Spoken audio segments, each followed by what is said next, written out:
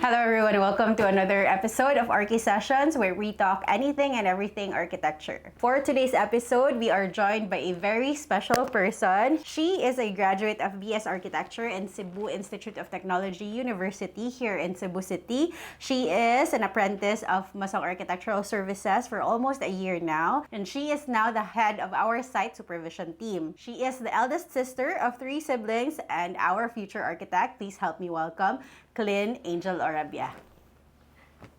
Yay! Thank you, kayo, Clynn, for joining me this interview for this session. No? So, the reason why, I told you earlier, the reason why I am doing this interview with you is we have followers and we have in TikTok and even in YouTube, kada bitang mga bagong graduate, pwede na dito magbisaya, English, Tagalog, whatever. So, I have followers in TikTok, I have followers in YouTube who are newly graduates, even incoming architecture students, and usually their questions for me every time I post like videos of us kanapit ako sa mga kuan na to review kanang mga turnover kanang mga videos nga naa mo kay ang ila dyang usual questions is what should they expect kuno, what are they going to do during the apprenticeship period. So that's usually it. So I thought to myself, since I am doing the ArchiSessions, Silby, I'm trying to help the startup architects, the students, the newly graduates, and even those who are struggling in the practice ba, to help them understand what to expect or what to do when you are doing your apprenticeship already. So I thought na why not interview you guys. So since we will be shooting for this newly turned over project, so mo tanan ako nga I'll take the opportunity to interview Clynn. Impromptu. So, Wala script. Wala script. Yeah, ditso ni. So, mo to siya nga. Akong first question for you is, what should architecture graduates expect when starting their apprenticeship? That's the very first question. So for that question, Ark, I think it would depend on the company. Kay I joined MAS kay I think nga murag kani nga overall ang uban ng company nga usually budget if girl or woman kay focus on office nga ako dito ko ganahag desk work, so mo to mayroon sa diri kay mas ganahan ko sa site. Hello, ni desk work na ba kakaron? So not bro na ba na po na ikuan, Ark. Okay, pero noted ra. Makuan ra siya. So murag most siguro na shark na murag ang akong gipang-applyan adto for apprenticeship is namili ko kanang murag dili pa kay dagko nga company kanang starting or kanang mga few years pa kay kabaw ko nga ma-all around ang task ba. So it depends also sa imuhang what you call that goal, no, in terms of apprenticeship. Kay same ta sa una, when I started my apprenticeship also, I also applied to a company nga small firm pod, and that's the reason why I want to study the whole business system. And then the second, since I did apprenticeship for 2 years and then I did pag-work na nako, I also applied to a big company. Kay my reason is gusto pod ko makaton og drafting kay that's my weakness. So depende jud sa imuhang purpose, no, for the apprenticeship. So what you expect is in line kung unsa imuhang goal pod. Let's say for example for you, siguro to practice or to test your technical skills kay tungod naa naman kay theory and everything sa school, you want to kanang experience the site na yun, yes, like the actual construction. Okay, sa school always from computer or like theory just siya nga kanang lahi or jud ba siya about na sa site. So mo to nga mas nindot nga mabalabala ka ko ano ba. Bisag asa. All right. So the second question is what is the most challenging experience you have had since starting your apprenticeship here at MAS? Di ba nag-start ta with Danara? Danara ba yung first project yun? Yes, Art nga. Kuan to. Akong gi-expect ang first condo gamay. Yan. Balay di ay. Diretso balay. Pero okay pa da kay kanang kadto nga especially nga murag nakuan sa siya nga daghan dayon ang workers, so murag nakaton ko na unsaon pag-communicate nila. And then kanang jud nga unsa pa pamaagi nga katusad nga big company ang ato ang client. So murag lahi-lahi or siya di siya pareha og kanang like resident or same ingani nga kanang ang owner jud kay murag sometimes mainato nato og kanang negotiate di pareha sa company nga like na kay tuyo nya na jud sila yung system nga kanang need you ka mo follow sa ilang system. So rigorous kayo ilahang ko ano. Onya, if na kay curry nila kay like mag-expect jud ka nga dugay pa na siya matubag so dapat binulto jud ang imong curry nila kay if imong usaw-usahon delayed pud kayo mo.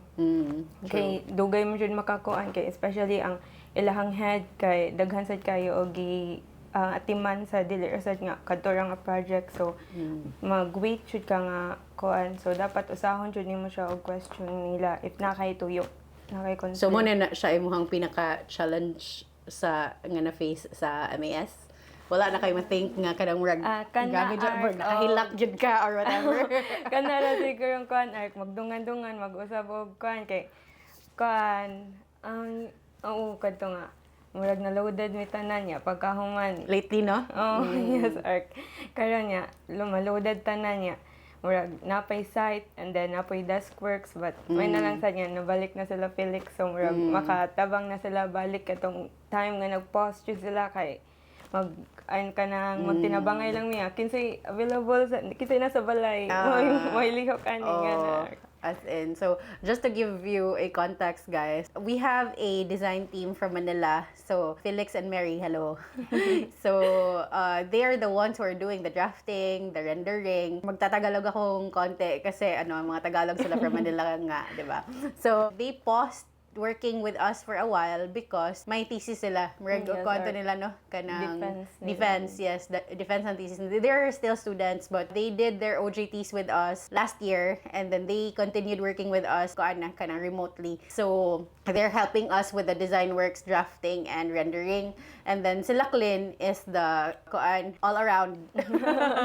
All around. So, yeah, I understand na they really had a rough time lately because we nag-work na kasi nagbunga na yung YouTube natin. So, a lot of inquiries influxed, no? And then, I also didn't want to say no to all the kanang projects coming in because this is what we wanted. That's the reason why we are in content creation because we want not really advertise, but we want to take on more clients. So, but actually, I see the burden in the apprentices already. So that's the reason why now, to solve the problem, we now have more apprentices or more OJTs from Manila. So they are a team of 5 now. And then the team here in Cebu, pila mo ka buok? 5 point. So the apprentices here in Cebu is also 5. They are in charge of the site supervision, and then the 5 from Manila are in charge of the design and the drafting works. So, solved na. Hindi na challenging. na. Alright. So, another question is, what are the challenges of being young and a woman in a male-dominated industry? So, if you remember, Shalov Conde, my previous apprentice na architect na Karen Eyelash. So, she would always murag ka ng magyaw siya ba kay tanaw ko no sa mga clients niya kay bata pa kayo and then plus babae pag yun so magsige siya gyaw about ana niya tungod na ata sa architecture which is a male dominated industry. So for you, Clynn, how did that affect you as an apprentice right now and as a future architect? For now, mas nakita na ko siya as privilege. Kay for example, ang workers kay kanang respectful kayo sila nga na niya murag if lalaki kay murag bay nga na inato kayo but if kami kay kanang murag take care kami nila man if sa client sad kay murag wala sad kay murag for example if ipa-meet mi nimo sa client mga tana sila nga kanang ikaw mo meet niya architect na ka bata pa lagi ka murag dili mo na siya ma-privilege nga murag architect na ko tanawon working na so murag ginatimingan lang jud siguro to ark nga murag ma-timingan nga ang clients nga atubang ni Ark Lash kay ing adto bat sa ako wala pa ako murag nakakuan. na ay na-experience si Lush ngayon ana nga kanang murag lockdown siya ba kay tungod bata pa siya and bata kay siya tan-awon and plus babae pa gyud siya. Murag, I think it's also partly murag mindset sad no kung when you don't think about it as much nga kanang babae mong good ko bata pa mong good kayo ko mo nang kanang murag if you won't overthink it ba murag but actually nasad ko yung mga experience gyud. Let's say for example when I was starting out I was also very young and babae lagi. So, murag one of the challenges gyud is kana bitong naay mga bastos nga dili man workers wala jud workers na mga bastos mas respectful pa ang mga workers na mo kaysa sa kuan but I had an experience wherein nagpa-kuan ko og permit, nagpa-approve ko og permit kanang big industry po to siya big company and then our workers di ba magpa permit man kita and all. So, I had an experience wherein ang katong engineer, siya mo approve sa permit and niya, murag married good siya, niya, kanang upaw, girl. So, ada siya nga kanang, unyo na nila ko pirmahan, kanang mag-kuan sa ta, mag-eat out sa ta, ato ta sa kuan, murag monkey belly, man siguro to. Basta kay kanang murag beer, drinking restaurant siya ba. So, that's one of the things that you should watch out if you are young, if you're a woman in the industry. Naadyoy mga mo take advantage when you're young and when you're a woman. So what I did is tungod ingon ana ang iyang approach and he's married ha. What I did is kanang ni barog ko sa kung padung man siyang duol nako nya murag gi attempt ko niya og hikap ba. So ni barog ko ana ko nga og mao man gani na sir ingnon lang nako akong boss nya gawas lang ko. Kay kuyawan na jud ko ato gakurugod ko paggawas. So that you should be protective yun of yourself when you are entering this industry because na jud mga bastos at mga kanang Siguro take advantage. Kuan sad good Dark. Siguro kay tungod kikay sa ka girly niya. Ako usually man gani maahan ko nga kanang tomboy or bahay kay siguro lakin on nandiyo siguro kumulihok mo siguro murag wala sad ko naka-experience pag true. Yeah, jud ko tig pants. Mo jud na ako kay initan ko and whatever so murag kikay jud ko. Bisan pagkatong nako sa site. Mo sad siguro sure. Anyway, so kani siya. If given the chance to do architecture school all over again, would you still do it? Sa karon kay yes, Archimrock. Mas na-appreciate. Mas na-appreciate na ako siya nga kanang on-site kisa atong magsigirag kanang murag usually mo jud pabuhat ana sa school kay naihatag nga sikat nga artwork niya.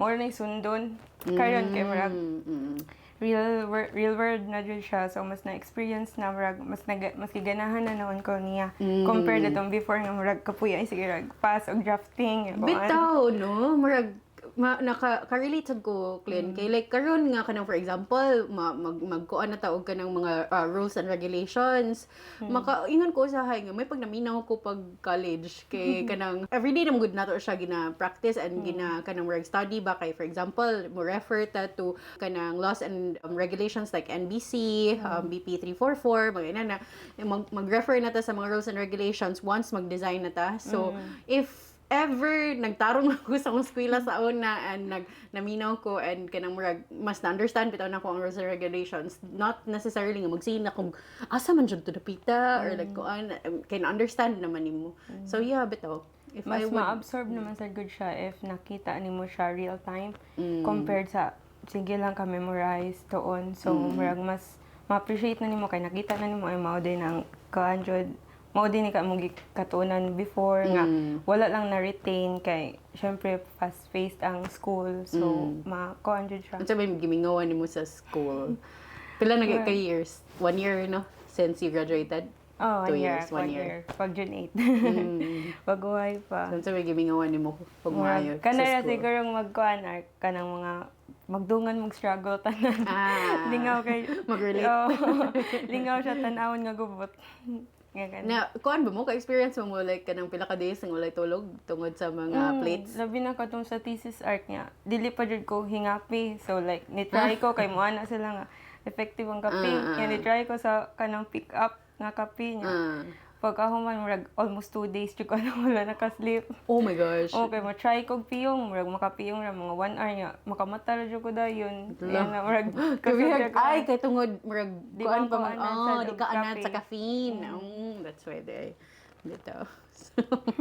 Bitaw, mo kamingaw to, like, for example, sa una, mag-overnight me, or overnight nga work, like, dili mga tulog with classmates, no? Kaya, ang mahitabo is, kanang mga on mig pansit canton kay mura may mga afford students good. So pansit canton, kape, mura gyud na usually onya kanang magluto mi og kuan sa una kanang carbonara kay kana bitang walay cream, all purpose flour ang gamitan og kanang kuan chicken cube as in mo na malipay na mi. Anyway, humingon ako sa akong kuan kanang batchmates. Yes. So, last question, Clynn. What is your advice for incoming architecture students? And lastly, later, after this, is what is your advice also for incoming apprentices? So, for students, I think i-finish na dyan siguro nila tanan arc para kay same na kung pag-enroll ako adto kay undecided man jud ko. Yung murag ni ko ko nga kanina lang kay sikat sa dato nga tayo mga archi special. Oh yes, archi. Bago man to nakapasa na top 1 si architect Justin Lay. Ato niya girl okay. na sa murag ni sikat siya ta population ato ang time so mo to nga archi na lang niya. Siguro if kananay uban nga undecided pa jud i-try na lang siguro nila og human jud niya kani take ani kay basin maparehan sila na ako nga mas giganahan na noon arc ba nga na gani sa practice compared sa school. Was there a time sa 5 years sa architecture school nga murag ka-give up na ka? Ay kanang kuan ay katong murag more na gani on kanang technical na jud nga magtapok ng utilities, building tech. Wala pa yung mga minor. Wala na yung mga, at least kato na yung mga visual sa una kay murag malingaw pa. Yeah, kato kay murag puro sige na og kuan face og books nya. Building memorize og codes. Na pa yung mga math. Kana niya pagkaman mo to pero ako na lang siya gihuman kay murag sayang sa dang kanang nasugdan na ba. Mo jud. Same. Nya 5 years sa ang archi so mo to ako na git kuan karon nya mas nice na siya nga during practice na jud. So na-catch na nako. Karon nga nag-apprentice na ka, mas ganahan na ka sa architecture. Why man? Unsay nakapaganahan nimo niya? Mud lang murag kuan siguro ang feeling siguro nga murag kanina sa plans and then makita na nimo siya. Yeah. Kana sad murag mo kana sad may nakapa kanang unsa ni nakapa-hold on ako ani nga practice kanang inig for example for small spaces para sa ani like 2 weeks ra ba nato gibuhat ang staging. Less than 2 weeks, di ba? 10 working days ra ni kay wala man sila Saturday. And then nadanghat nagian pa jud tag duha ka holiday. So, grabe, 10 days ni, humanda yun na to. As compared, like, for example, sa una mang god is, mga akong rang na kuanan, so sa interiors na siya, no? Pero, ang akong good with my parents, with my grandfather and my father is houses good ila, ha? So, 6 months to 8 months to 12 months mo gina ang dagan sa construction. So murag mapulan jud kag tinan-aw sa bus, sa kuan, ano bitaw. So karon di pa kayo nimo ma-appreciate pero karon nga kanang inani nga like kanang short term ang pag-turnover time kay mas ma-appreciate na ko kay lo na mo na jud akong gidesign nice na kayo. But actually right now murag mas na-appreciate na sad nako ang pag-build sa balay kay grabe kay siya hang sa construction balay kay grabe kay siya og kanang skills nga kinahanglan unya kay bantayon. Yes, daghan kayo kanang mga problems nga kailangan i-solve. So that's the important murag kanang that's what makes architecture special also kay lisod mo gud siya so not everybody can do it. Murag kita nga gusto murag gyud makabuhat ba. So anyway, katong last question, what is your advice for incoming apprentices? Incoming apprentices. Siguro, will na lang siguro siya nga. Kanang ganahan dyan nila ang ilang gibuhat and then, na lang, practice of communication. And same karon niya. Imo na migpakaliton niya. Yes. Impromptu. Kani interview and then napaisahan nga mo kuan meet the Report, client. yeah. report niya. Naday one time nga murag busy kayo ko nga nakalimot ko nga naday ko'y client presentation. And then si Clynn may nagbuhat sa design. So wala may naka-briefing. So I won't be able to tell the clients how I did the design because si Clynn man jud ang ni-design. So mo to, what I did is tawag ko ni Clynn. Ikay kuan Clynn ba ikay kanang present sa design kay kanang ikaw bitaw kabalo jud sa design. Anyway, this is online and everything. So impromptu sa si Clynn. Naka-report ra sad gyud down as in buyag ning bataa jud. Kanay nga na. Kay very important jud kay ang communication niya. Yes. Kuan sad murag mas i-respect pa jud ka especially nga mo atubang tag mga dagko kayo nga kanang people. Yes. So murag mas i-respect ka nila if kabaw ka mo communicate jud ba nga kanang murag dili ka magsigig uwaw-uwaw nga na. But giwork pa na namo ron. Kay murag kami tanan magkuan pa. Mga shy ni sila nga batch. But I'd like to take this opportunity also, Clynn, to give you kanang murag a little bit of evaluation ba and highlights on your kanang apprenticeship and your 1 year nga apprenticeship with us, no. So what I really appreciate about you is kanang grabe mabiyaan gid ka. Like you know how to kanang solve problems on your own before getting to me. Like mo kuha na lang ka nako kung di na jud ka sulbad sa problem ba. So that's what I appreciate about you. And also secondly, you also grew up in a business world. Your family has a business and so murag nagdako ka with numbers. You understand the business, you understand finances. So kanang appreciate nako ron because you do the estimates, you do the tracking of the project cost. So that's very helpful to the company. And so by the way, you can plug your family business if you want. Face the camera and di ba communication. Sige, go. So ay gumar ba siya Arc? It's okay. Of course, that's unsa kay inyong J-Car marketing Arc. yeah, but unsa inyong murag products and go. So if you're in Cebu, if you need LPG services, just contact us.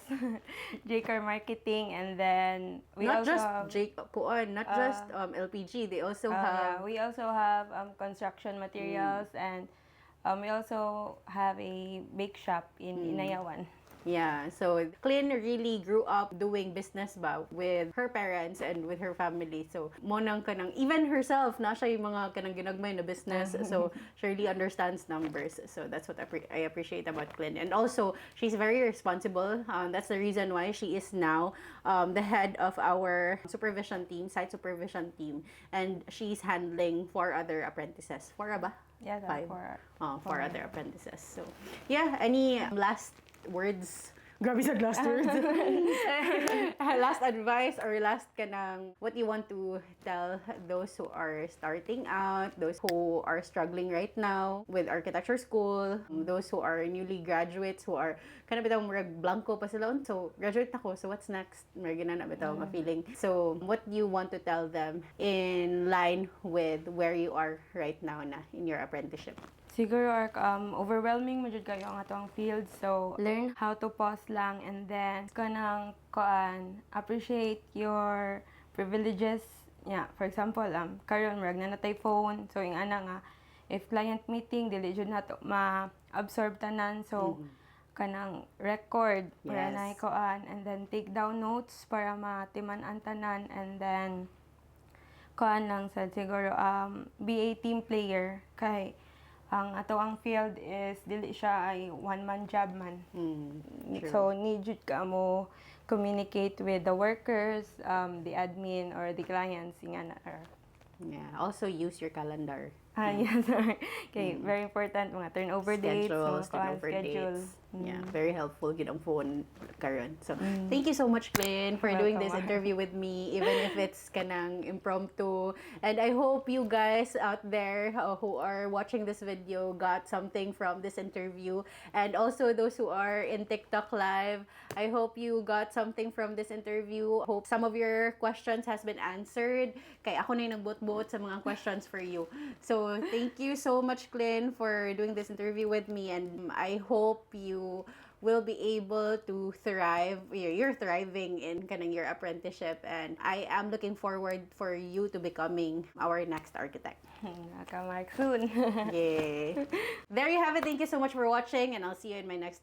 Sorry. For those who are architecture students, architecture graduates, and generally just architects who are struggling in the practice, I made a community for us in Facebook called Startup Architects. So what you need to do is go to Facebook and search for Startup Architects. I made that community to help those people that I mentioned earlier navigate the complex world of architecture. So if you're interested, go to Facebook, search for Startup Architects, and click join. So that's the end of it. Thank you so much for watching, and I'll see you in my next video. Bye! Thank you, Clynn. Welcome, Mark.